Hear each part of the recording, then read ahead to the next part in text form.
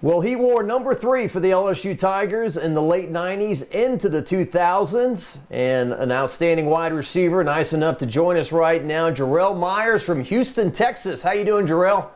Doing pretty good, pretty good. I can't complain at all. Nice to be a part of this. Yeah, nice for you to be with me today, man. I appreciate that. Your LSU career, you tasted the pain early and then the joy later, right? I mean, there was a tough transition. Jerry DiNardo gets fired. This guy, Nick Saban, comes in, and by the time you were done, you were a SEC champion. Yeah, I had a bunch of bumps in the roads as far as, with the freshman year. We had a down season, and we kind of bounced back once Coach Saban got there and his staff. And my last 3 years were pretty significant. We pretty much increased our record just about every year, and it was a tremendous ride. Jerel, statistically, 1999 was your best year, but I'm sure there's everything in life is give and take, right? There's a trade-off. I'm sure you would catch less passes, enjoy more success than the other way around. I mean, my whole career, I had fun. I had a lot of balls I caught, especially my freshman year and things like that. So I wouldn't trade anything for the world. The way I finished my 4 years, I really enjoyed Baton Rouge and being part of the LSU family and playing for the LSU Tigers. Yeah, Jerel, in 1999, I used to joke if Jerry DiNardo had half of Les Miles' luck and fortune, he might have been the head coach. Yeah, he might have been there. 1999, when you look back at it, you had that Georgia game where you went for 2 at the end, and they knock it down in the end zone. You lose by a point. There was the Mississippi State game where the guy, it looked like he fell down like 2 yards short, and he rolled in like a dog, and they gave him the touchdown. And then there was the Josh Booty tried to run it in at Alabama and got stopped. I mean, it just seemed like you were snake bit that year. Yeah, we had a whole bunch of different trials that we went through, and I guess it just made us better for the years to come. That's pretty much how we kind of looked at it, because all of the guys pretty much returned for the next few years once Saban got there. So we just took the bad with the good. Jerel, tell me about the first time meeting Nick Saban, because I've talked to Trev Falk, I've talked to a number of former LSU Tigers who said this little guy comes in the room and he says, you guys are too slow, you're not big enough, you're not strong enough, you won 3 games last year, basically you suck. And Trev said, who does this guy think he is? But do you remember that? I really do. But being a coach nowadays, I kind of take it as motivation. When a coach comes in and he's telling the players that they can't do this, they can't do that, I kind of use that as motivation to make ourselves better. And I think it was pretty much a mind game with Coach Saban, because when he told us that, we wanted to make sure that we were proving him wrong. Yeah. There is something about that, right? Be uncomfortable. Make our guys uncomfortable. I hear that from so many coaches. The second a guy gets comfortable and thinks he's arrived, that's when the problems start. That's when your play starts to decrease. When you're uncomfortable, you try to make others uncomfortable so you can become comfortable. And I think we kind of took that in hand with Saban's message when he first got there, and we ran with it my last 3 years. And no offense to the guys who coached you in 1999, but it seemed like these two, Jimbo Fisher is in another galaxy, right, in terms of what he did coming in and kind of starting to coach you guys up offensively. Well, Jimbo's a great coach. I still try to keep in contact with him now. He's in College Station. I have friends and family in College Station, so I try to keep up with him every now and then. And I see a bunch of the other coaches as well. Mike Haywood, he went on and had a great career coaching. Stan Hickson, I believe, is still coaching. I keep up with him. Muschamp is doing pretty good. So it's Coach Dooley. And I see a lot of these coaches, and they've been under Coach Saban. They've done very well over the years, and that's just to show you what kind of coach Coach Saban is. Jerel, we talk about sometimes the Tiger Stadium crowds in 2000 and 2001, how they were like some of the best crowds ever. The fact that, not to say anyone's jaded or spoiled these days, but back then everyone was so hungry, right, to win and to get this thing on the right track. I mean, the year in 2000 where you lose to UAB one week and the next week you come back against Tennessee, a Tennessee game, one of my favorite home games in LSU. The overtime. I think that was the game. Yeah. People always ask me about the crowds, and they always ask me who has the best crowd as far as, game time experience on a Saturday night. And it's nothing better than LSU. It's nothing better. The fans are rowdy, and they try to intimidate the opposing teams the entire game, and we just love it. And I would always tell people, even sitting on the bench during the games when the defense was on the field at times, you could have a guy sitting right next to you, and you can't even hear anything he's saying because the crowd is so loud. And it's a feeling. Yeah, I remember when you guys beat Tennessee and the fans stormed the field and everything, and Nick Saban was like, well, I'm happy we won, but we don't need to tear the goalpost down and all that. We need to act like we've been there before, right? Right. I still remember that speech as well. And like I said, it goes to tell you what kind of person, what kind of coach he is, because when you get to that level where people don't have to rush the field, that means you've been going in an upward direction. And look, I want to talk to you about Rohan in a second, but make sure we give Josh Booty a little love in 2000. I think he was all SEC, and he stepped in and led you guys on a stretch of victories there in 2000. Yeah, we had a lot of good quarterbacks. Josh, Matt, Mark, Rohan, Davey, had a lot of good guys, and they all stepped up to the plate when they needed to. And I think Rohan got his start when we were in the Peach Bowl my sophomore year, and he stepped up tremendously, and we ended up winning that game. And like I said, we had a bunch of good guys, and Matt Mark even went on to win the national championship. I think his last year while he was there. And we just had a lot of talent, and we used it to the best of our ability. Yeah, 2002, another favorite game of mine. You guys played Mississippi State in a game that went to overtime as well. That was like an 8 o'clock kickoff, night game, Tiger Stadium. It was a madhouse. I think LeBrandon Tofield and Dominic Davis just kind of took over that game running the football that night, but that was another madhouse. Yeah, we against Mississippi State, it was always a battle. I guess, SEC is always a battle regardless, but Mississippi State kind of brought it to us a lot. And even when we played at their field, it was pretty much the same thing. So it was always a great rivalry between us, and it was always a good night. Yeah, Jerel, they were always big, right? That was their thing. We're going to get these huge defensive linemen and put them in the trenches. I think they had a guy named Pork Chop one year or something. I mean, that was physical. Pork Chop Womack, I think was his name. Yeah. He was pretty big, but it's always one or two guys I always remember. Albert Hainsworth and John Henderson from Tennessee. I remember walking back to the huddle one time, and I was actually looking up at John Henderson when I was walking to the huddle. I was like, oh, my goodness. And I told my O-line, I said, man, I applaud you guys for having to block this guy in the entire football game.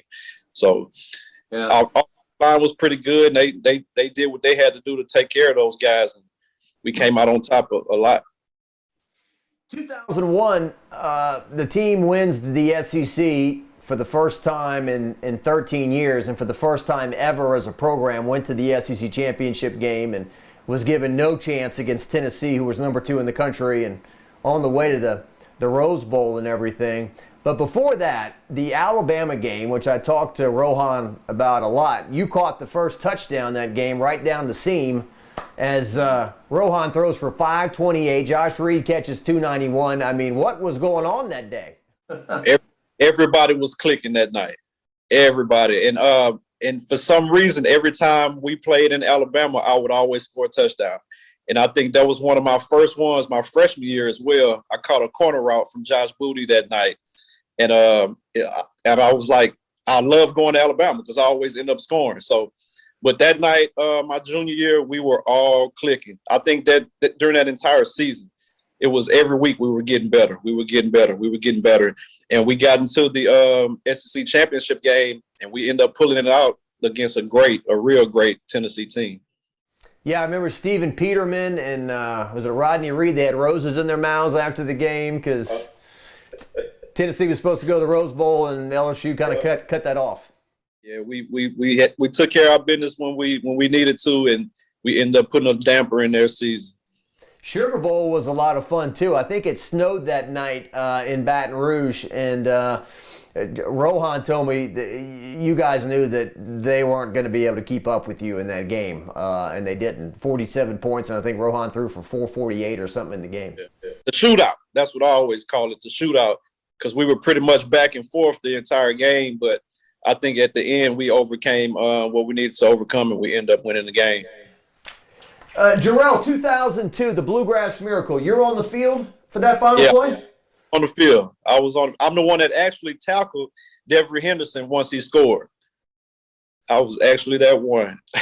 I still remember the day. Well, this is, I mean, over the years, I'm so glad I've got you here to talk to me about this, because over the years I've talked to Michael Clayton and Devery, and Marcus Randall's coaching football here in Baton Rouge, and all the people that were kind of part of that. Michael Clayton revealed to us just recently, for years people thought he had deflected the ball. Yeah. It kind of looked like either he tipped it or one of the defenders from Kentucky, but I'm not sure. But I always thought Mike tipped the ball, and it just so happened to fall in Devery's hands. Well, Michael says, if you want to say I tipped it, you can say that, but I did not tip it.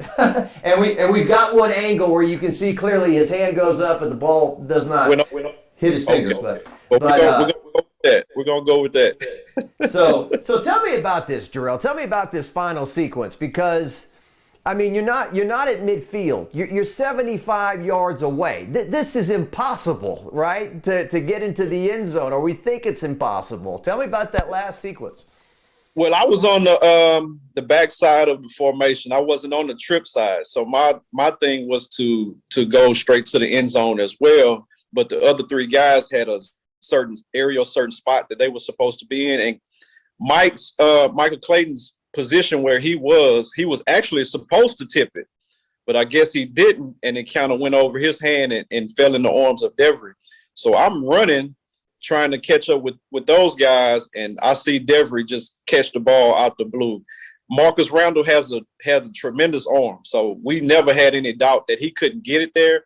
But being behind 75 yards, you kind of think that it's not going to get there. We wasn't going to score, but we ended up pulling it out, and it was great. It was great. Everybody rushed the field, and it was great. We heard a lot of hearts in Kentucky that night. Well, yeah, the chaos, the Kentucky students charging the field. Right. Marcus Randall throws up his hands because he sees what's happened.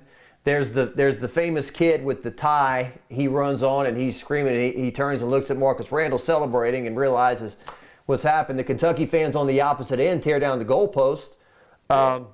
The famous Kentucky call, Jerel, is fans are tearing down the goalpost. I don't know why. was the radio call, and then they flash up the wrong score on the TV screen. They're saying Kentucky's won. But yeah, I remember. You were the one that ran up to Devery and tackled him, and then everybody else jumped on the pile. That's got to be. I'm still figuring out how I got up from up under all those people.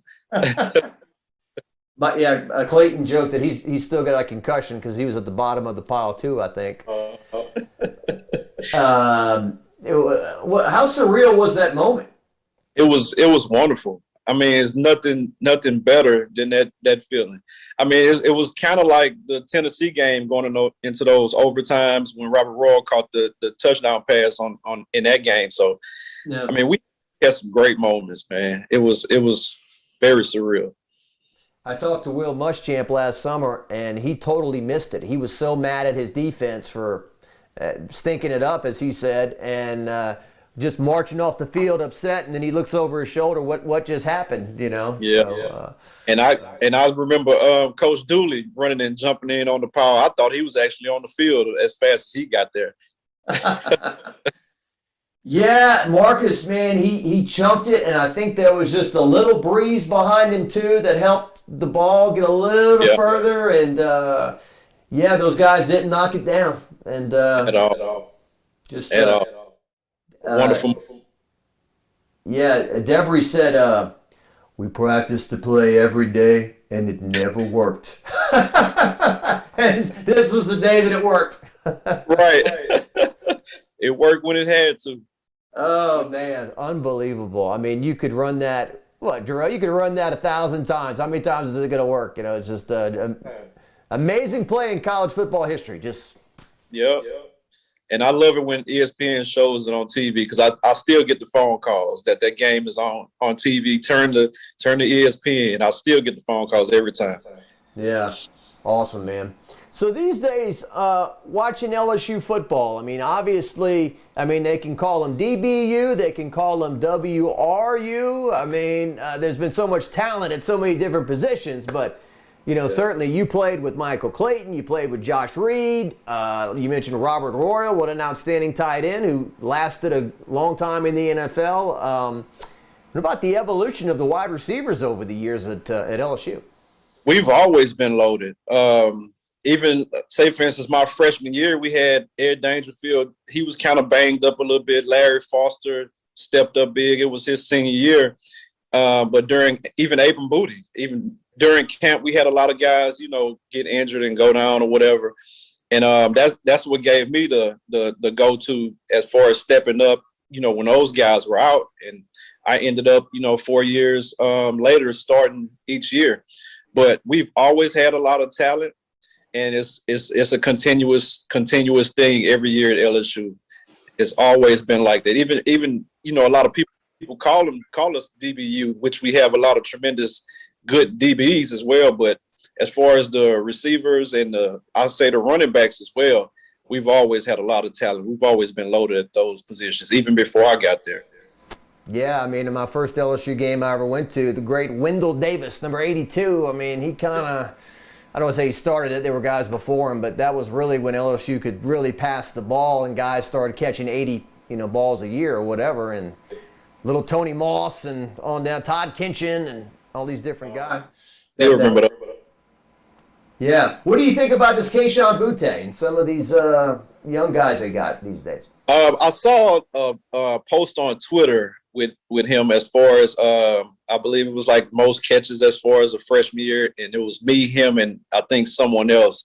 And I was like, this kid, he's been doing pretty good things since he's been there, and I love watching him. I love watching him.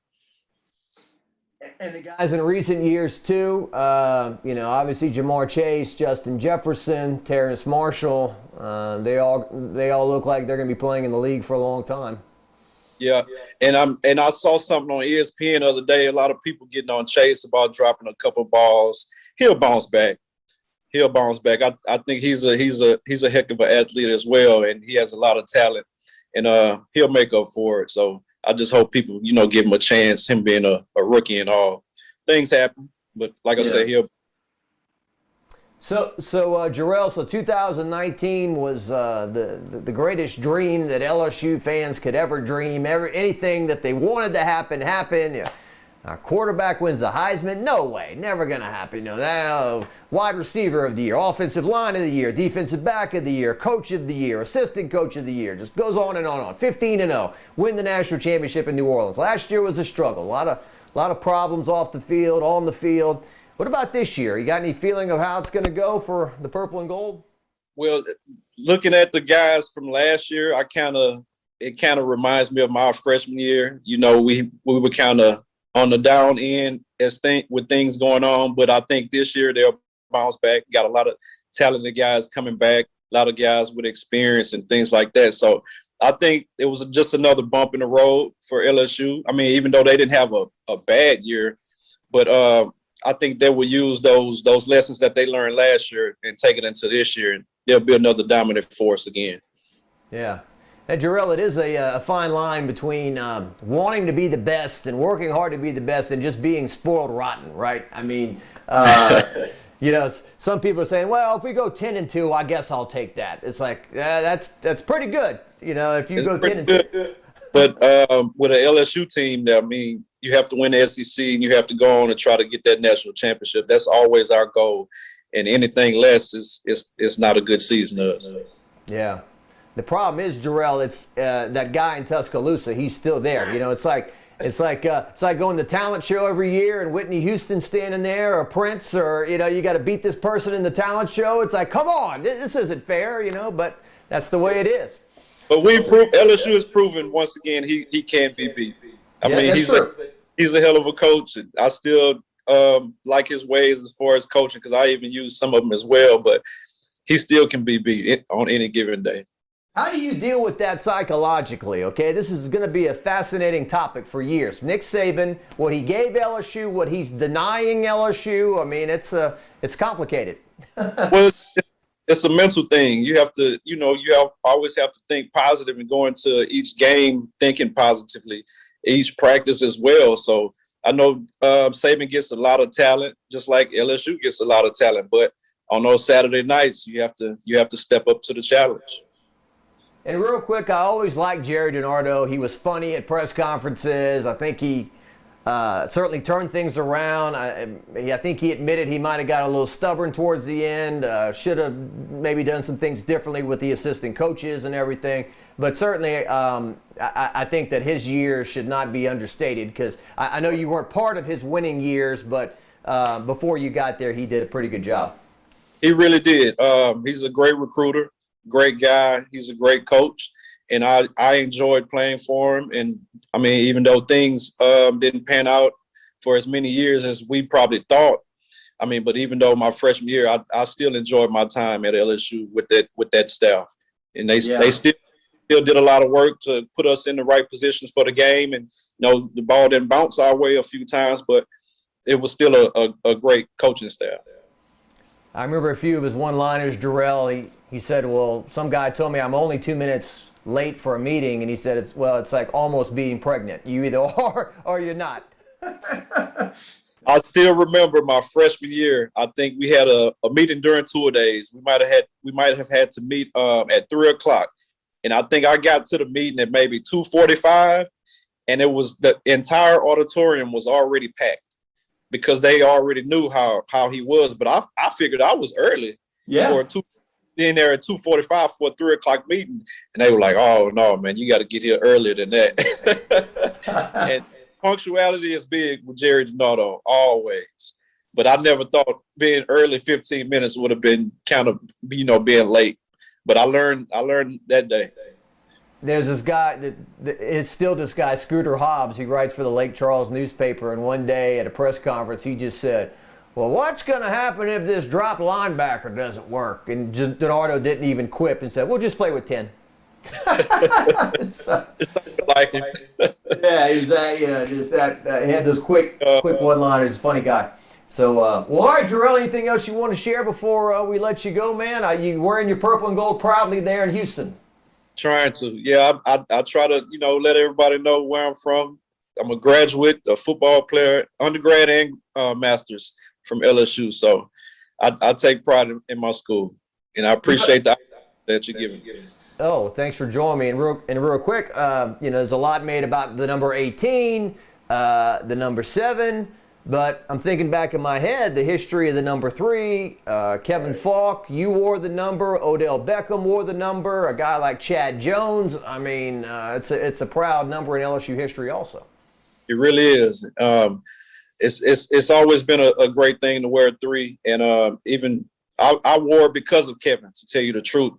I knew he was going to be a senior the year before I was coming out, and I just wanted to keep the legacy going with the number 3, and I'm glad I had the opportunity. I think I saw on your Facebook you stay in touch with Kevin, and I think I saw a picture of you. I mean, what about he's in the coaching world now? He could be playing golf and taking it easy, but obviously he wants to keep working and have an impact on LSU football. Yeah, I see he's doing real good things at LSU, with the coaching staff and things like that. Whenever I come down there, I usually, go speak with him, see how he's doing, see how the family's been. And I try to keep up with just about everybody that I've come in contact with at LSU. So it's one of the things I try to do. And Kevin's a good person, and he's going to be a real good coach. All right, Jerel Myers, appreciate it, man. We look forward to a big year of LSU football in 2021, and I know you'll be watching there in Houston. I sure will. Thank you for the opportunity.